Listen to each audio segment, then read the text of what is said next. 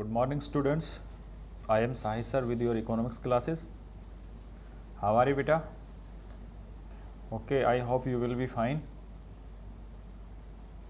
बेटा हमारा fourth chapter चल रहा है और फोर्थ चैप्टर में हमने लास्ट टाइम इंडिफरेंस करो पढ़ा था, उसकी डेफिनेशन पढ़ी थी। और आज हम today we have discuss on the properties of indifference curve. Chapter 4 का प्रॉपर्टीज ऑफ इंडिफरेंस करो आज हम रीड करेंगे और इसमें हमारी 4 प्रॉपर्टीज होती हैं, जिसमें से हम 2 प्रॉपर्टीज का वर्णन करेंगे आज, क्योंकि थोड़ी लेंथी भी हैं और ज़्यादा समझ में आएगा नहीं। सो आराम से करेंगे, कोई प्रॉब्लम नहीं है बेटा, आराम से हो जाएगा, तो पर ध्यान से सुनना है आपको। फर्स्ट ऑफ ऑल इंडिफरेंस करो हमने कल बताया था, यानी जिसको हिंदी में तटस्थ वक्र बोलते हैं। तटस्थ वक्र वह वक्र होता है जो 2 वस्तुओं के विभिन्न संभव संयोगों को दर्शाते हैं, यानी 2 वस्तु होती हैं, उनके जो संभव संयोगों को दर्शाती है, जो एक उपभोक्ता की आय और कीमत दिए होने पर उसको समान संतुष्टि प्रदान करता है। मैंने आपको ये बताया था कल कि उपभोक्ता किसी चीज़ को क्यों खरीदता है, क्यों पैसा खर्च करता है, क्योंकि उस वस्तु के अंदर कोई गुण होता है जिसको हम यूटिलिटी बोलते हैं, और वो यूटिलिटी हमारी जो है वो आवश्यकता को डायरेक्ट संतुष्ट करती है, इसलिए हम उस चीज़ को परचेज करते हैं। तो अब उपभोक्ता कहाँ पर संतुलन में होगा, हमने कंज्यूमर इक्विलिब्रियम इस में पढ़ रहे थे, तो वो वहाँ पर संतुलन में होगा जहाँ पर वो अपनी वर्तमान स्थिति में कोई परिवर्तन करना नहीं चाहता है। तो अब हम कैसे मापते हैं, तो हमने उसके लिए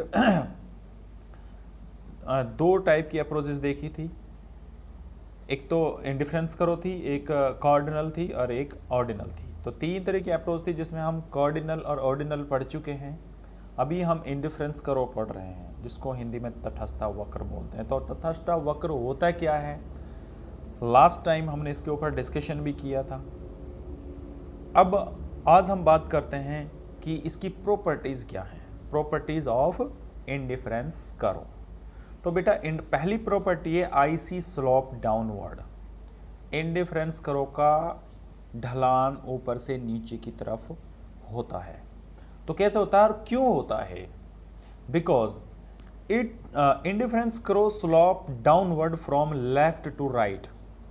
इट मीन्स दैट आईसी यानी indifference curve has a negative slope. It implied that if the consumer decide to have more of one commodity, he must have loss to the other commodity।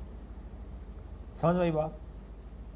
ये कह रहा है कि तटस्थ वक्र का जो ढलान है वो नेगेटिव है। और ऐसा क्यों है?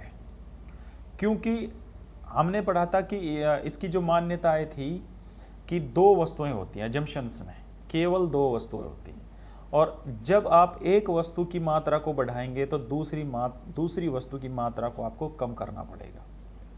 प्रैक्टिकल है, आप देख लीजिए। क्योंकि मान लीजिए फॉर एग्जांपल मैं आपके सामने को एग्जांपल दे रहा हूँ, आपके पास यानी मेरे पास 50 रुपये हैं और मैं 2 वस्तुओं के ऊपर उनको एक्सपेंड कर रहा हूँ। एक वस्तु की कीमत 30 रुपये है, एक वस्तु की कीमत 20 रुपये है।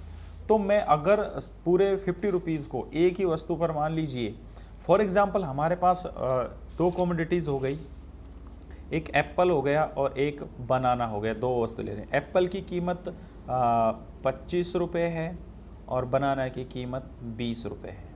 अब देखिए, अगर मैं 50 रुपये मेरी इनकम है, मैं सारे पैसे 50 रुपये पूरे मैं अगर एप्पल पे खर्च करना चाहता हूँ तो 2 केजी आएंगे। तो बनाना के लिए मेरे पास पैसा नहीं है, तो बनाना नहीं आएगा मेरे पास, यानी बनाना की क्वांटिटी 0 रहेगी। और अगर मैं सारे पैसों को बनाना के ऊपर खर्च करूँगा तो 2.5 केजी आएगा, फिर मेरे पास एप्पल के लिए कुछ नहीं बचेगा। अब ये 2 वक्र बनते हैं। मैंने आपको PDF में हैंड राइटिंग से ड्रॉ किया है, मैं आपको सेंड कर दूंगा, आप देख लेना। तो बेटा इसमें क्या है कि अब अगर उसको मान लीजिए वो 1 किलो एप्पल लेता है, तो 25 यानी 25 रुपये उसके पास बच गए, और उससे वो क्या खरीद लेता है, बनाना। अब मान लीजिए एप्पल को 1 से ज़्यादा खरीदेगा, 1 से 1.5 किलो करेगा, तो पैसे कम बचेंगे ना, तो बनाना की मात्रा कम करनी पड़ेगी।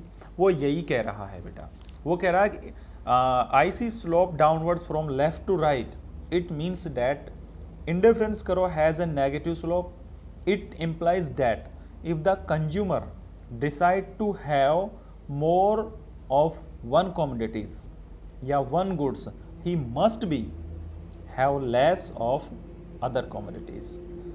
अब मैंने आपको एक ड्रॉ किया है, मैं आपको PDF में भेज दूंगा कि मैंने OX और OY दो वक्र लिए, OX पर मैंने बनाना लिया और Y पर ऑरेंज लिए, उनका कॉम्बिनेशन। अब मुझे A और B दो कॉम्बिनेशन, A कॉम्बिनेशन पे मुझे इतनी सेटिस्फेक्शन मिल रही है जितनी B कॉम्बिनेशन पर। अब इसमें दिख रहा है कि पहले ऑरेंज की मैं 5 क्वांटिटी ले रहा था तो मैं बनाना की 2 क्वांटिटी ले रहा था। अब मैंने बनाने की क्वांटिटी को इंक्रीज़ किया तो मुझे उसकी क्वांटिटी छोड़नी पड़ेगी। लेकिन दूसरी चीज़ ये है कि ये जब इसमें मार्जिनल सब्सटीट्यूशंस का नियम लागू होता है, diminishing marginal rate of substitutions, MRS जिसे हम बोल देते हैं, marginal rate of substitutions. Marginal हम पढ़ चुके हैं मार्जिनल यूटिलिटी में, सीमांत, एक वस्तु के अतिरिक्त इकाई का प्रयोग करने से जो उसमें अंतर आता है, टोटल में अंतर आता है। रेट ऑफ सब्सटीट्यूशन, सब्सटीट्यूशंस का मतलब होता है एक वस्तु की जगह दूसरी वस्तु का प्रयोग करना। तो जब हम एक वस्तु की मात्रा बढ़ाएंगे, दूसरी वस्तु की मात्रा छोड़ेंगे, तो जितनी मात्रा हम पहली वस्तु की बढ़ाने के लिए पहले दूसरी की छोड़ी थी, जब उसके बाद दोबारा फिर और उसी वस्तु की मात्रा बढ़ाएंगे तो अब जो पहली वस्तु हमने जो छोड़ी थी अब उसकी कम मात्रा छोड़ेंगे हम। एक बिल्कुल सिंपल एग्जांपल दे रहा हूँ आपके लिए, क्योंकि जो चीज़ हमारे पास नहीं होती उसकी इंपॉर्टेंस ज़्यादा होती है। घर की मुर्गी दाल बराबर, सुना होगा आपने। अब देखिए, अगर मान लीजिए मेरे पास ये देखिए, बाज़ार में देख लीजिए, स्वीट्स वाला होता है ना, वो कभी भी स्वीट्स नहीं खाता, वो समोसा के वाले के पास जाकर खड़े होता है, और समोसे वाला स्वीट्स वाला के पास जाकर खड़ा होता है। क्यों? क्योंकि स्वीट्स वाले के पास अपनी चीज़ें होती हैं, उसकी इंपॉर्टेंस नहीं होती।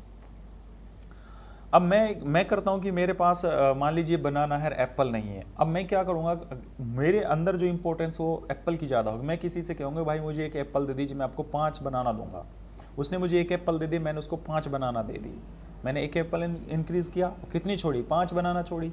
अब बनाना की क्वांटिटी कम हो गई है और एप्पल मेरे पास आ गया है, तो एप्पल की इंपॉर्टेंस कम हो जाएगी। जो मेरे पास कम होती जाएगी उसकी इंपॉर्टेंस ज़्यादा बढ़ती जाएगी। अब दूसरी बार मैं कहूँगा, वो अगला फिर मुझसे कहेगा भाई 5 बनाना मुझे फिर दे दे, एक एप्पल मैं और तुझे दे दूंगा, तो मैं नहीं लूँगा। मैं कहूँगा उससे भाई एप्पल तो मैं लूँगा लेकिन 5 बनाना है कि नहीं, 3 बनाना दे सकता हूँ आपको। तो वो diminishing marginal rate of substitution हो गया है, यानी घटती प्रतिस्थापन हो गया है। प्रतिस्थापन तो कर रहे हैं हम, अभी बनाना की जगह एप्पल की जगह बनाना दे रहे हैं, लेकिन घटते स्तर पर कर रहे हैं। पहले 5 बनाना दे रहा था, अब हमें 3 बनाना दूंगा। तो इसलिए इसका जो IC क्रॉप वो डाउनवर्ड होता है। क्वेश्चन आ जाता है why indifference curves slope downward क्यों होता है? तो ये बेटा पहली प्रॉपर्टी, मैंने इसका डायग्राम बना रखा है, मैं आपको सेंड कर दूंगा। दूसरा हमारा है IC is a convex to the origin. जो मैंने अभी समझाया वो इसका आंसर है, मार्जिनल रेट ऑफ सब्सटीट्यूशंस। पहले मैंने उसी में समझा दिया था पहले पॉइंट में। डाउनवर्ड तो होता है, इसलिए होता है क्योंकि जब एक वस्तु की मात्रा बढ़ाते हैं तो दूसरी की हमें छोड़नी पड़ेगी। और दूसरा जो पॉइंट है इसमें IC is convex to the origin, ये ओ बिंदु की ओर नतोदर क्यों होता है? तो इसका मतलब ये है, कन्वेक्स का मतलब ये है कि इसमें मार्जिनल रेट ऑफ सब्सटीट्यूशंस का नियम लागू होता है, diminishing marginal rate of substitutions. तो मार्जिनल रेट ऑफ सब्सटीट्यूशंस क्या है?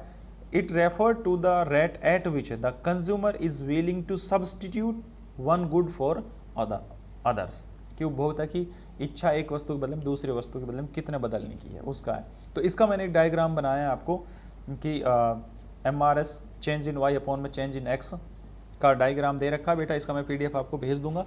फिर भी समझ में ना आया तो आप मेरे से थ्रू मैसेज पूछ सकते हैं, मैं आपको एक्सप्लेनेशन करके सेंड कर दूँगा। तो इस वीडियो में बेटा आज के लिए मैंने 2 ही प्रॉपर्टी बताई है, क्योंकि थोड़ा टिपिकल टॉपिक है और थोड़ा हार्ड है तो दिक्कतें होगी, इसलिए मैं आराम से समझाऊंगा आपको। तो कल 2 और प्रॉपर्टी आपको समझाऊंगा। तो आज के लिए इतना ही। Thank you very much.